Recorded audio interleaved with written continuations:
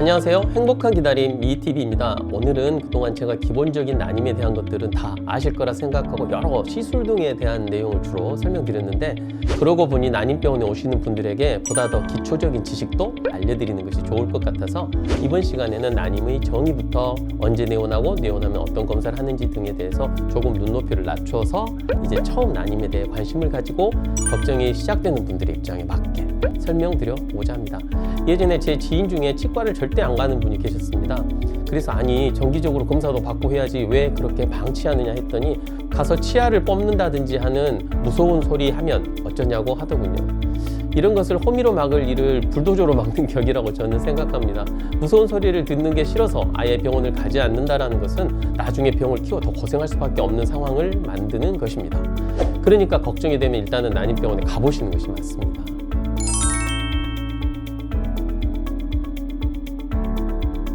네, 이런 말씀 많이 듣습니다. 남편분 혼자 정액검사 하러 오셨을 때 아내분도 검사 받는 것이 좋습니다 라고 하면 어떤 분들은 집사람은 산부인과 가서 검사했는데 정상이라고 하던데요? 라고 답을 합니다.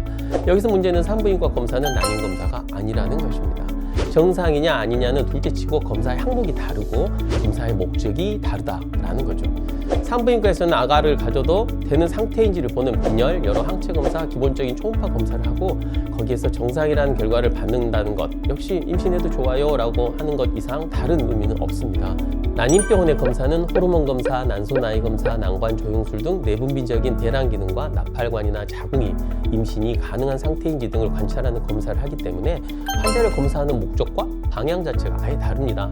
내과에 소화기내과, 내분비내과가 있듯이 산부인과에도 일반 부인과, 산과, 생식내분비, 유방이나 암수술 등 분야가 몇 가지로 나뉘게 되고요. 생식내분비를 전공한 산부인과 의사가 다루는 영역이 바로 난임 분야입니다. 그래서 난임 클리닉 자체에서는 분만은 하지 않는 것입니다.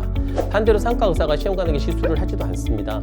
그러므로 임신이 안 되면 일단 난임 클리닉에 방문하시는 것이 맞겠습니다.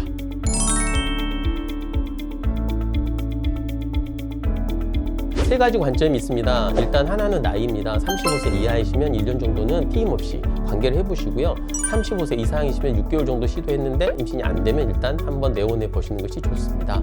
두 번째로 나이를 떠나 임신 시도 기간이 3년이 넘었는데도 성과가 없다면 아무리 젊어도 내원해 보시는 것이 좋습니다.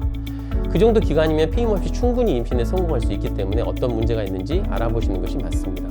마지막으로 사회, 가족적 또는 심리적 요인이 있을 때입니다. 부모님 너무 연로하신데 손주를 보고 싶어 하신다든지, 부모님이 아프시다든지, 남편이 독자나 장손일 경우, 또는 남편 나이가 너무 많아서 걱정이 되는 경우, 또는 여자 스스로 임신이 되지 않는 것에 대해 너무 큰 스트레스가 생겨 사회생활이 안 될 정도라면 기간이 무슨 상관이 있겠습니까? 와서 난임 전문의와 만나서 상담이라도 해서 마음의 평화와 안정이 찾아오도록 해야 하는 것이 맞는 길이라 저는 생각합니다.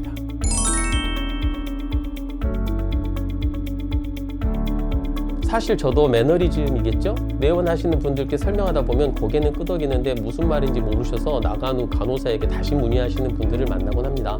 전문가도 아닌데 난임 영역의 여러 단어나 과정을 다 아는 것이 오히려 이상한 것이겠지만 의료인들은 현장에서 일하다 보면 어느 정도는 알고 오신 거겠지 하고 자기 편의적으로 생각할 수 있습니다. 제가 오늘 기초생물학 강의를 하려는 것은 아니고요. 또 모든 그런 이야기를 이 짧은 시간에 알려드리는 것도 불가능합니다. 그래서 몇 가지 알고 오셨으면 좋을 것만 간단히 제시해 볼 테니 네이버나 유튜브에서 그런 내용이나 단어의 의미를 조금 알아본 후 오시면 좀 더 쉽게 진료가 가능할 것으로 생각됩니다. 여성은 질, 자궁, 나팔관이 연속적으로 붙어있고 나팔관의 끝은 난소에 닿아 있습니다. 반대로 말하면 난소에서 배란된 난자는 나팔관으로 들어가게 되고 사정된 정자는 질, 자궁을 지나 나팔관 끝에 가서 난자와 만나게 됩니다. 그래서 나팔관은 결합이 일어나는 중요한 장소입니다. 일단 결합되면 이 세포는 계속 분열하면서 역으로 자궁 쪽으로 돌아와 자궁이라는 근육 덩어리 한가운데 위치한 공간인 자궁 내광에 들어와 착상을 하게 됩니다. 나무가 뿌리를 내리는 과정이라 생각하시면 됩니다. 호르몬 검사나 난소 나이 검사 등은 난자와 정자가 잘 만들어지고 나중에도 제대로 기능을 하는지 알아보기 위한 피검사입니다. 과거와 현재 그리고 미래를 모두 보기 위해서는 이 피검사가 필요합니다. 남자들의 정액검사상 아무리 정상이어도 고한 자극 호르몬 수치가 15, 16 이렇게 올라가고 있으면 몇 달 또는 수년 내에 무정자증 같은 이상한 일이 일어날 수도 있다는 것을 의미합니다. 그래서 호르몬 검사가 중요합니다. 배란이란 난소라는 기관, 즉 남자로 치면 고환 같은 기관이죠. 이 난소에서 난자가 밖으로 배출되었다라는 것을 말합니다. 이 과정은 마치 화산이 터지듯이 난소 표면에서 빵 하고 난자와 난포액이 복강내로 터집니다. 하지만 그 터지는 부위에 마치 덮개처럼 나팔관의 끝이 위치하고 있어서 결국 그 안으로 쏙 들어가게 되는 그런 원리로 배란이 됩니다. 투수가 난소, 공이 난자, 포수가 나팔관입니다. 그런데 나팔관이 과거 염증이나 수술로 없어지거나 어디 붙어 있다면 마치 포수가 뒷짐지고 공 받으라는 말과 같은 거죠. 게임을 할 수 없는 상황, 이해가시죠? 그래서 이 포수가 뒷짐을 지고 있는지 포수가 아예 없는지를 보는 검사가 바로 나팔관 조영술이란 겁니다. 조영술을 하시고 나팔관이 감겼어요, 유착되었어요 라고 결과를 들으신다면 바로 포수가 뒷짐 지고 앉아서 공을 받기 매우 어렵다라는 것을 의미합니다. 포수가 없다는 것은 나팔관이 수술로 제거되었거나 막혀서 기능을 하지 못한다는 말로 이해하시면 되겠습니다.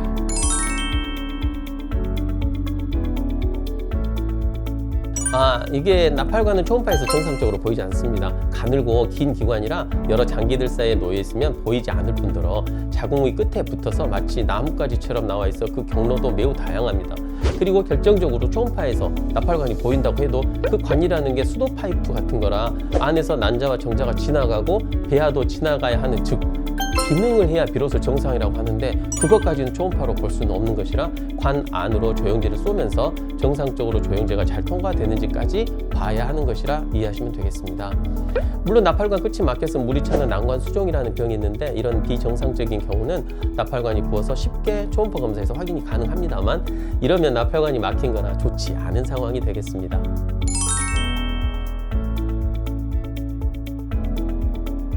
일단 정액의 정자가 다시 모여서 임신의 적당한 수치까지 올라가려면 날마다 관계를 해서는 안 되고 배란일 전후 하루 건너 한 번씩 3번 정도 해볼 수 있습니다.